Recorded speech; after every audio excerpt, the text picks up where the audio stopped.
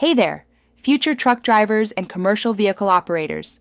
Are you serious about getting your commercial driver's license, CDL, and hitting the road? If so, you've come to the right place. The first step on that journey is passing the CDL General Knowledge Exam, and trust us, it's not something you want to take lightly. To help you ace your 2025 CDL permit test, we've put together the most comprehensive, easy-to-use study guide you'll find online. This isn't just a list of questions, it's a breakdown of the core topics, filled with real exam questions and expert tips that apply to all 50 states. So, grab a coffee, get comfortable, and let's get you that CDL. Part 1. Pre-trip vehicle inspection. Real questions. Knowing your rig inside and out is the most critical part of being a commercial driver. The pre-trip vehicle inspection section of your test proves you understand that safety comes first. Tip for this section: don't just memorize the list of things to check. Understand why you're checking each component and what a defect looks like. The examiner wants to see a systematic, thorough inspection. Q1. What is the most important reason for doing a pre-trip inspection? Answer: safety for yourself and other road users. This is always paramount. Q2. How often should you inspect your vehicle's tires, and why? Answer: every 2 hours or every 100 miles, especially when driving in hot weather. Tires are crucial for preventing breakdowns and ensuring safety. Q3. What should you check the engine compartment belts for during a pre-trip inspection? Answer: look for snugness, cracks, or frays. This includes the power steering belt, water pump belt, alternator belt, and air compressor belt. Q4. What is the minimum tread depth for front tires on a commercial vehicle? Answer: 4/32 inch. Q5. What is the minimum tread depth for all other tires, non-front, on a commercial vehicle? Answer: 2/32 inch. Q6. When checking lug nuts, what are you looking for? Answer: they should be tight and you should check for rust streaks or shiny spots which indicate looseness. Q7. What are the 3 types of emergency equipment you must carry in your commercial vehicle? Answer: spare fuses, unless you have circuit breakers, 3 red reflective triangles, and a properly charged fire extinguisher. Q8. What should you check for when inspecting the steering system? Answer: look for play in the steering wheel, no more than 10 degrees or about 2 inches on a 20-inch wheel, a proper power steering fluid level, and the condition of all steering linkage parts. Q9. How do you test hydraulic brakes for leaks? Answer: pump the brake pedal 3 times, apply firm pressure, and hold for 5 seconds. The pedal should not move. Q10. Why should you put the starter switch key in your pocket during a pre-trip inspection? Answer: to ensure no one moves the vehicle while you are inspecting it, preventing a serious injury. Part 2. Driving safely. Next up, let's talk about driving safely. This is where you demonstrate your understanding of fundamental driving practices that keep you, your cargo, and everyone else safe on the road. Tip for this section: think defensively. Always consider the worst-case scenario and how to prevent it. Focus on space management, speed control, and communicating with other drivers. Question 26. How far ahead should a driver look while driving a commercial vehicle on the highway? Answer: 12 to 15 seconds. This allows enough time to identify hazards and react safely. Question 27. What are the 3 things that add up to total stopping distance? Answer: perception distance plus reaction distance plus braking distance. Question 28. If you double your speed, how much more distance does it take to stop? Answer: 4 times the distance. Question 29. What is hydroplaning, and how do you recover from it? Answer: hydroplaning occurs when your tires lose contact with the road due to a layer of water. To recover, release the accelerator and push in the clutch, if manual, to allow the vehicle to slow down and regain traction. Do not brake or steer sharply. Question 30. What is black ice and why is it dangerous? Answer: Black ice is a thin layer of ice that is clear, making it very difficult to see. It is dangerous because it provides almost no traction, often catching drivers by surprise. Question 31. When driving at night, how far ahead should your headlights allow you to see? Answer.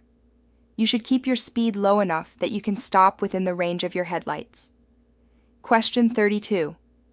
When approaching a railroad crossing with a slow-moving vehicle sign, what should you do? Answer. Be prepared to stop if the nature of your cargo or state law requires it. Always check for trains before crossing. Question 33. What is off-tracking? Answer. Off-tracking is when the rear wheels of a vehicle follow a different path than the front wheels, especially on turns. The longer the vehicle, the more severe the off-tracking. Question 34. What is the safest way to back a commercial vehicle? Answer. Avoid backing whenever possible. If you must back, use a helper, get out and look, and back slowly. Question 35. When should you use your low-beam headlights? Answer. When meeting or following another vehicle within 500 feet, in fog, rain, or snow. Part 3. Air brakes. Moving on to a crucial system for many commercial vehicles, air brakes. If your vehicle has air brakes, you must understand how they work and how to inspect them. Tip for this section: know the components, how to test the system, and what to do in case of air brake failure. Question 66. What is the purpose of the air compressor in an air brake system? Answer. It pumps air into the air storage tanks, reservoirs. Question 67. What is the purpose of the air dryer? Answer. Removes moisture and oil from the air before it enters the air tanks. Question 68. How do you test the low air pressure warning signal? Answer. Turn off the engine when you have enough air pressure, turn on the electrical power, and pump the brake pedal to reduce air pressure. The low air warning signal, light and buzzer, should come on before the pressure drops below 60 psi in the air tanks. Question 69. What is the governor cutout pressure? Answer. Typically between 120 to 140 psi. This is when the air compressor stops pumping air into the tanks. Question 70. What are spring brakes, and when do they engage? Answer. Spring brakes are powerful springs that are held back by air pressure while driving. They engage automatically when the air pressure drops too low, typically 20 to 45 psi, or when the parking brake is applied. Question 71. Why should you never use the parking brake when the brakes are very hot, e.g. after coming down a steep grade? Answer. The hot brakes could cool and contract, trapping the parking brake and potentially causing the vehicle to move when released later, or causing damage. Question 72. What is a dual air brake system? Answer. A dual air brake system has two separate air brake systems, a primary and a secondary, each with its own air tanks, lines, and controls. One usually operates the front axle, and one operates the rear axle, providing a backup in case one system fails. Question 73. How do you check slack adjusters during a pre-trip inspection? Answer. With the vehicle parked on level ground and the parking brakes released, pull hard on each slack adjuster you can reach. The pushrod should not move more than 1 inch. Question 74. What happens if the service line, blue, becomes disconnected during driving? Answer. You will lose service brake pressure to the trailer. The trailer's emergency brakes will likely engage automatically when the air pressure drops below a certain level. Question 75. How often should you drain your air tanks and why? Answer. Daily, to remove water and oil that can contaminate the air system and cause brake failure. Part 4. Combination vehicles. For those of you aiming for a Class A CDL, understanding combination vehicles is essential. This covers everything from coupling and uncoupling to safe driving practices with multiple units. Tip for this section: pay close attention to the coupling process, understanding the airlines, and how a trailer reacts differently than a straight truck, especially regarding skids. Question 91. Before backing under a trailer, how high should the trailer be? Answer: the trailer should be slightly lower than the fifth wheel, so the tractor raises it slightly when backing under, ensuring a secure connection. Question 92. What are glad hands, and what are their colors? Answer: glad hands are coupling devices used to connect the service blue and emergency red air lines from the truck or tractor to the trailer. Question 93. What is the purpose of the emergency air line, red? Answer: it supplies air to the trailer air tanks and controls the emergency brakes on combination vehicles. Question 94. How do you test the fifth wheel connection after coupling? Answer: gently pull the tractor forward with the trailer brakes locked to check for a secure connection. Question 95. What are two things that are important to prevent rollovers in combination vehicles? Answer: keep the cargo as close to the ground as possible, low center of gravity, and ensure the brakes are properly adjusted. Question 96. If a trailer skids, what is the best way to correct it? Answer: recognize the skid in your mirrors, stop using the brakes, release the foot brake, and steer gently to correct. Do not use the trailer handbrake to straighten out a jackknifing trailer. Question 97. Why should you not use the trailer hand valve, trolley valve, for parking? Answer: it can lose air pressure and potentially release the trailer brakes, allowing the trailer to roll. Use the parking brake, tractor protection valve, instead, and chocks if necessary. Question 98. When is it a good idea to lock the glad hands together or to a dummy coupler when not pulling a trailer? Answer: it keeps air from escaping and helps prevent dirt and moisture from entering the air lines. Question 99. What is the tractor protection valve for? Answer: it supplies air to the trailer air tanks and closes automatically if the air supply to the trailer drops too low, thus protecting the tractor's air supply. Question 100. How much space should be between the upper and lower fifth wheel plates? Answer: no space or a very small gap, indicating a secure coupling. Part 5. Transporting cargo safely. Approx. 20 questions. Host. Hauling cargo is a big part of a commercial driver's job. This section on transporting cargo safely ensures you know how to properly load and secure your freight. Tip for this section: always remember you are responsible for your cargo, whether you loaded it or not. Focus on weight distribution, securing methods, and hazardous materials general knowledge. Question 111. Whether or not you load and secure the cargo yourself, what are you responsible for? Answer: inspecting your cargo, recognizing overloads and poorly balanced weight, knowing your cargo is properly secured and does not obscure your view, and knowing your cargo does not restrict access to emergency equipment. Question 112. What is the definition of gross vehicle weight? GVW. Answer: the total weight of a single vehicle plus its load. Question 113. What is the definition of gross combination weight? GCW. Answer: the total weight of a powered unit plus trailers, plus the cargo. Question 114. What is the purpose of a bridge formula? Answer: it permits less maximum axle weight for axles that are closer together to prevent excessive strain on bridges and roadways. Question 115. How many tie-downs should cargo have, regardless of size? Answer: at least 2 tie-downs. Additionally, there should be at least 1 tie-down for every 10 feet of cargo. Question 116. What is blocking and how is it used? Answer: blocking is used in the front, back, and/or sides of a piece of cargo to keep it from sliding. It's shaped to fit snugly against cargo and secured to the cargo deck. Question 117. How does a high center of gravity affect a vehicle, especially in turns? Answer: it makes the vehicle more prone to tipping over in curves or when swerving. Cargo should be distributed as low as possible. Question 118.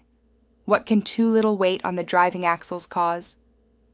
Answer: poor traction, making the drive wheels spin easily. especially on slippery surfaces. Question 119. What is outage or ullage in relation to tank vehicles? Answer. The amount a liquid tank falls short of being full, leaving room for expansion of the liquid. Question 120.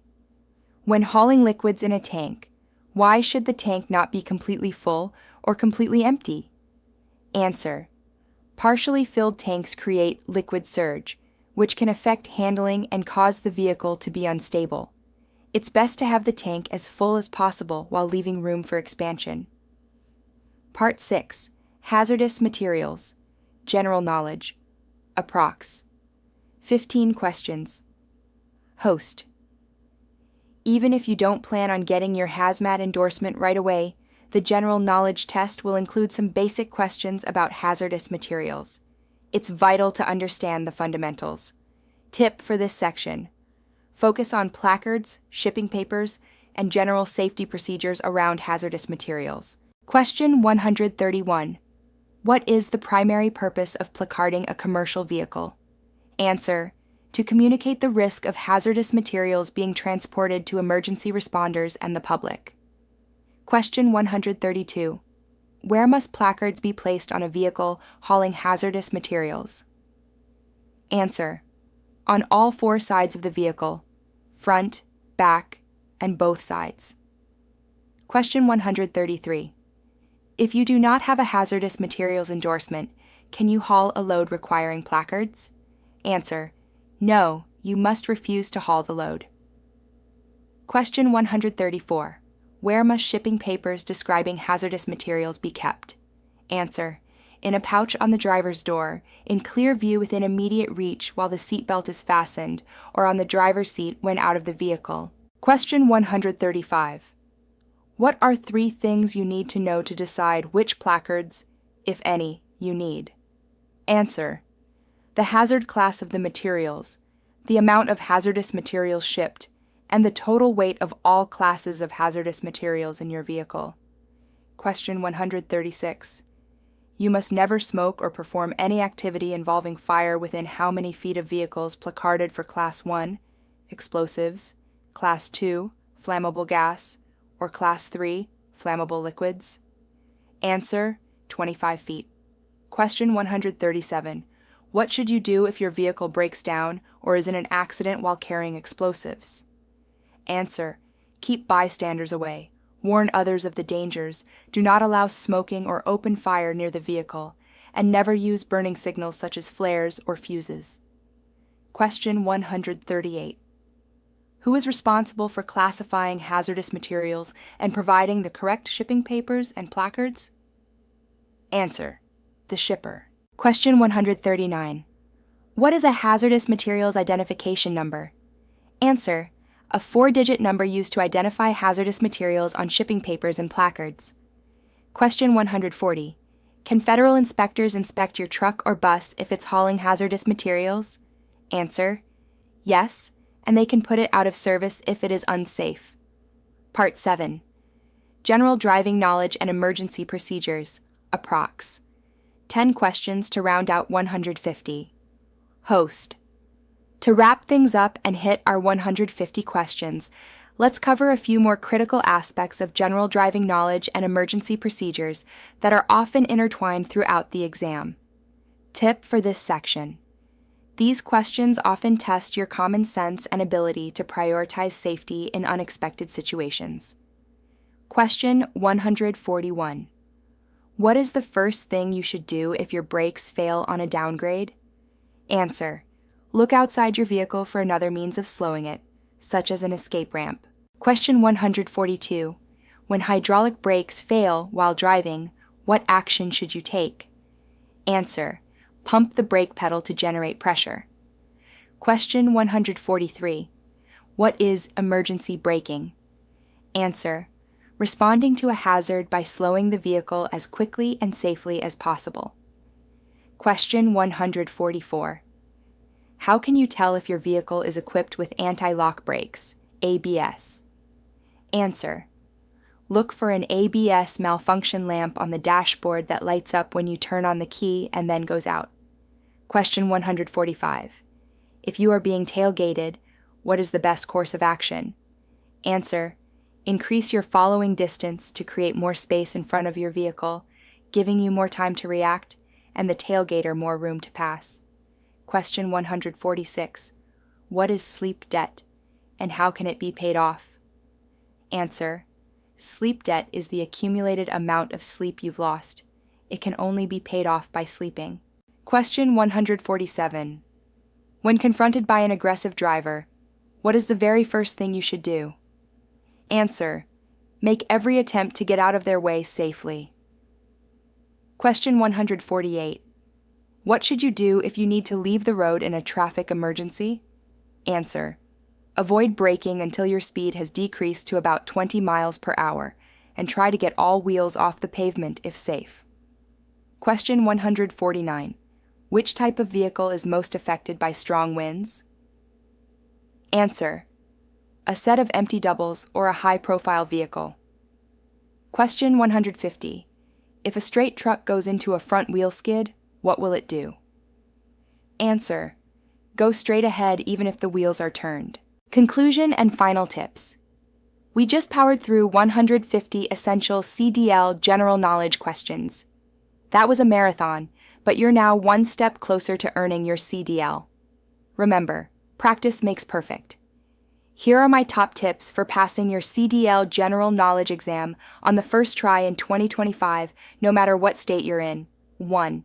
Use Dmvtestmaster.com to prepare for your test and pass on the first try. Also read your state's CDL manual multiple times. You can download it on Dmvtestmaster.com. This is your CDL Bible. Every question on the test comes directly from this manual. Don't just skim, understand the concepts. 2. Take practice tests regularly. Like this one. The more practice questions you do, the more familiar you'll become with the format and content. 3. Focus on understanding, not just memorizing. While some facts need to be memorized, truly understanding why a particular answer is correct will help you adapt to different question phrasings. 4. Break it down by category. Don't try to learn everything at once. Focus on one section, like air brakes or pre-trip inspection, until you feel confident, then move to the next. 5. Get enough rest, seriously. Being well rested on exam day will significantly improve your concentration and recall. 6. Don't rush on test day. Read each question and all answer choices carefully before selecting your answer. There are often trick answers. 7. Combine your study methods. The video that inspired this session, 100% Pass. CDL General Knowledge Practice Test 2024. Real Exam Questions is also an excellent resource. Combine your study methods for the best results. You've got this. Register now on Dmvtestmaster.com. Your journey to a successful career as a commercial driver starts here. If you found this video helpful, please give it a thumbs up, subscribe to Dmvtestmaster.com for more CDL prep content, and share it with anyone else on their CDL journey. And once you pass, come back and leave a comment to tell us about your experience. Master the test and conquer the road. Drive safely, and I'll see you on the road.